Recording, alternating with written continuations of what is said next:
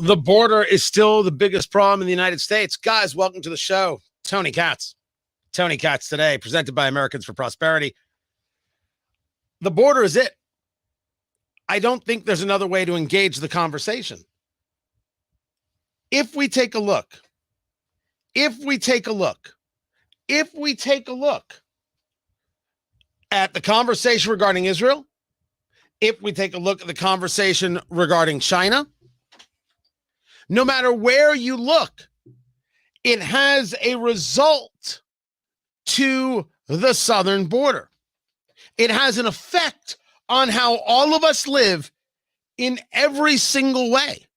And yet we have a Congress that still does nothing. I sometimes refer to it as stalemate. Well, stalemate would mean that there's somehow an attempt to try and do something. Where's even the attempt? Senator Mike Braun joins me right now from Indiana, candidate for governor in Indiana as well. He was just at the border. He was saying to me, Tony, I had to get up early and go to bed late yesterday, which is, it's how Americans do it, sir. That's the way that works. You were just there. First of all, which sector were you in? And talk to me about what you saw. So I was in Maverick County, Eagle Pass. 28,000 people live in Eagle Pass. And so you understand the border. You got the Rio Grande area, the Del Rio area, and Texas is the only place actually pushing back. Governor Abbott's done a heck of a job. That's a long border stretch from the Gulf over to El Paso. And now, percentage-wise, more crossings are occurring, and I didn't know that until yesterday, in New Mexico, Arizona, and California, because legislatures and governors are basically lined up with our fearless leader, Biden. So it is most stark when you look at 2.5 years ago when I was there with about 16 other senators. Cornyn and Cruz organized that.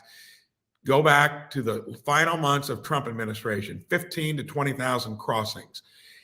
When you put out the open border sign, got rid of the stay in Mexico policy, did everything to reverse what was working.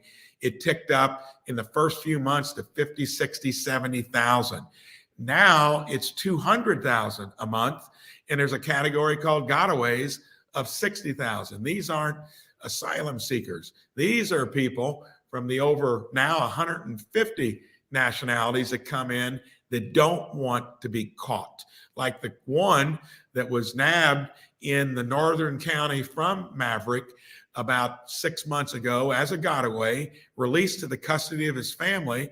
He was driving the vehicle with 5 smuggled immigrants and that ran into a couple from Georgia, 8 people killed. Yesterday, earlier that morning, some folks coming in from Florida to help. One of the young men had to jump off the airboat to save a toddler that was going to drown. It is pure triage, no enforcement, and it's all due to the Biden administration saying no borders, we don't mind it, we think it's going to benefit us politically.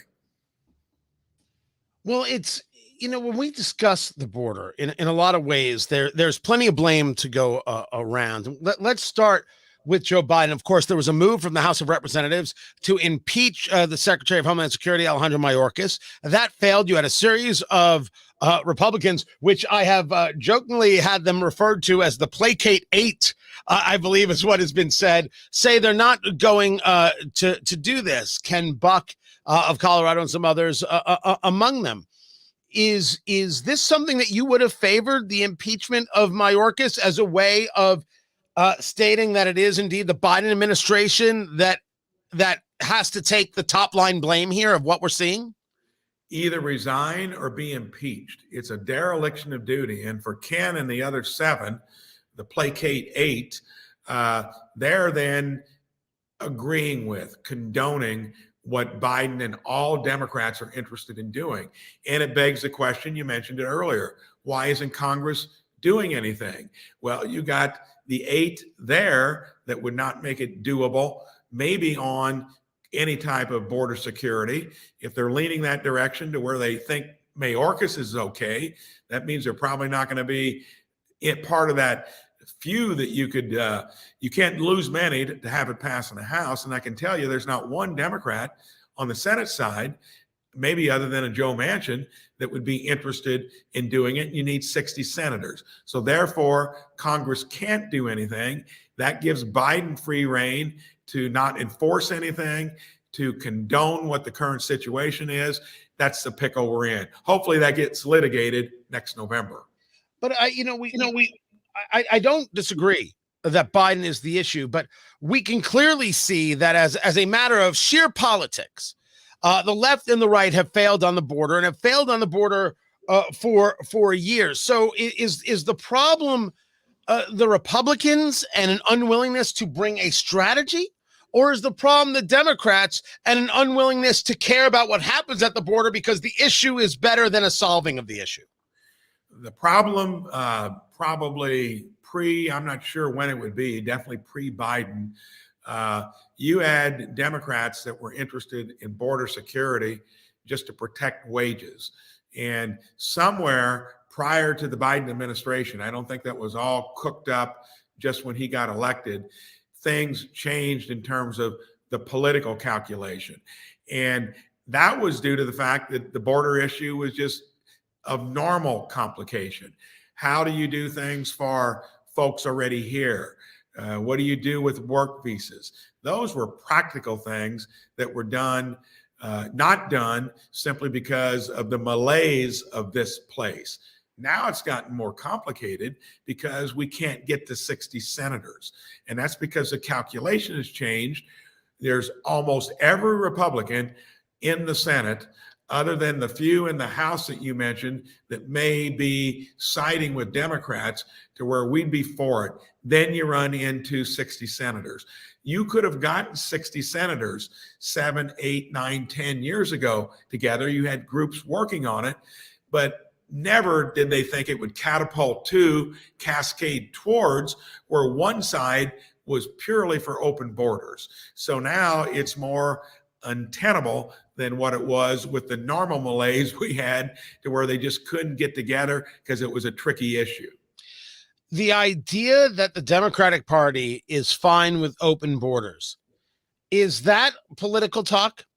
Meaning, is that the position of the party, or is that the position of the progressives who seem to have other Democrats scared? Because I don't mean to interrupt to answer my own question. Henry Cuellar, Democrat who's in those border towns, he's been strong as hell about the border. So I'm asking for a better definition, sir. So one of 200 and some, I don't hear anybody else other than him. He's in the place where all the action is. So he's obviously hearing that from his constituents. No, I think it goes deep through the party now. Otherwise, speak up. When I say one senator, I think that would buck what Biden wants to do. Pelosi never, when she had the gavel, was talking about doing something that would be other than the policies that have been in place since Biden has been president. They've coalesced around that. So they're going to wear that albatross around their neck, and they're going to have to deal with it politically. And I think that with a weakening economy, a sugar high one that we've had over the last 2.5 years, that's given us inflation, huge debt, those are going to be big issues that they can't run away from. We need to be faster footed and articulate them better. Talking to Senator Mike Braun of Indiana, Republican candidate for governor in Indiana. Just spent some time at the border. Let me push back on you for a moment. Yes. Sir. And let's talk about the Republicans, because I do not know if you could get America to say, oh, yeah, the Republicans want to do this, this, this, this, and this, or one of those thises that I just mentioned.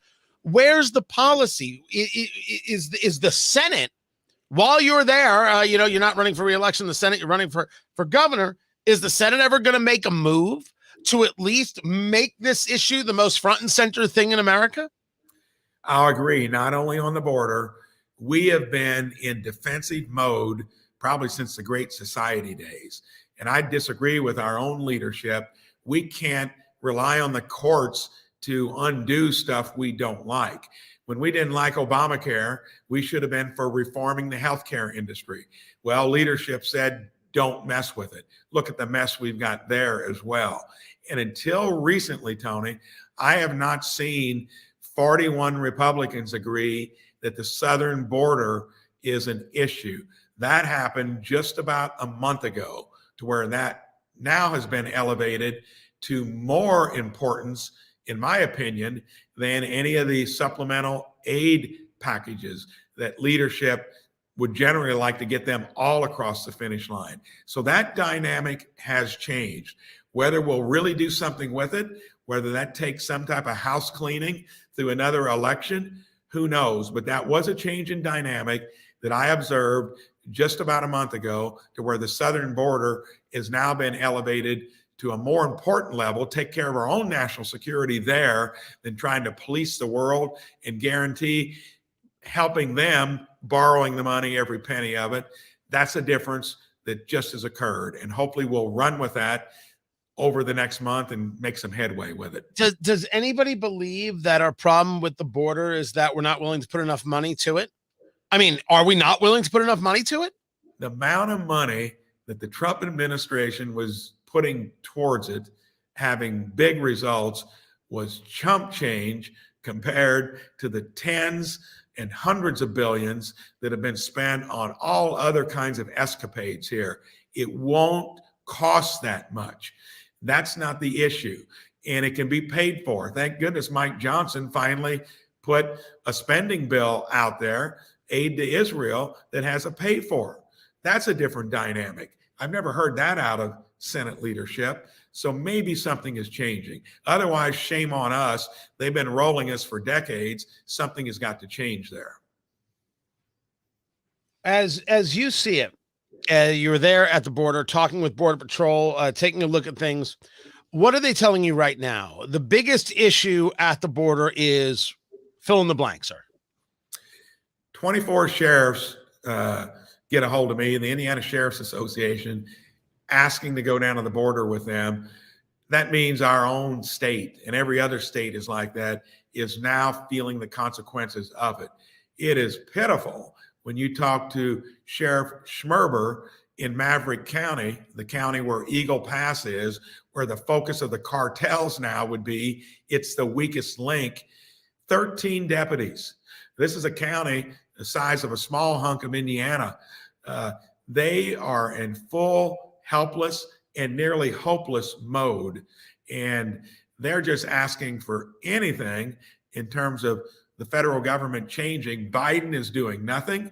If it wasn't for Greg Abbott, at least shipping people to Chicago and New York, finally now the sanctuary city folks, the people that have been condoning all this, are weighing in. And I think that is going to maybe move in a direction that hurts the open border policy too between now and then. They just are in triage. A state trooper from Florida helping them had to jump off an airboat yesterday to save a toddler. The people coming across the border there, they were on call constantly, having to go out to help the Border Patrol just in the short time we were there. It is untenable. Something's got to give. They're just on the front line of it. Senator Mike Braun of Indiana, Republican candidate for governor in Indiana. I appreciate you taking the time. I'm Tony Katz, and I will tell you, Senator, there is clearly enough blame to go around. But I'd be curious before I let you go: is there anything, any conversation happening in the halls of Congress anywhere, no matter in what deep, dark recesses, that make you go, possibly something could happen that's worthwhile? Like, I mean, I'm grasping here. I get it. So currently, and we talked about a little bit earlier, there's more interest among Republicans and Democrats on the supplemental aid packages, Israel, Ukraine, and Taiwan. But I think now, if the House holds its ground, that the southern border will be the first thing that we attend to, and maybe something will get done there. The president still would have to sign it. I doubt that that will occur. So that means it's going to be more of the same. But around this place, nothing happens quickly. And this should be litigated, between now and next November in a way that the American public are loud and clear about it. Yeah, we're not. This is far from quickly, sir. Far from quickly. That's Senator Mike Braun. I appreciate you taking the time to be with us, and I appreciate you all taking the time as well, checking out the show presented by Americans for Prosperity, AmericansForProsperity.org, economic liberty, free speech. That's what it's all about. And I will catch you. Yeah, there's more. I'll catch you next time, guys.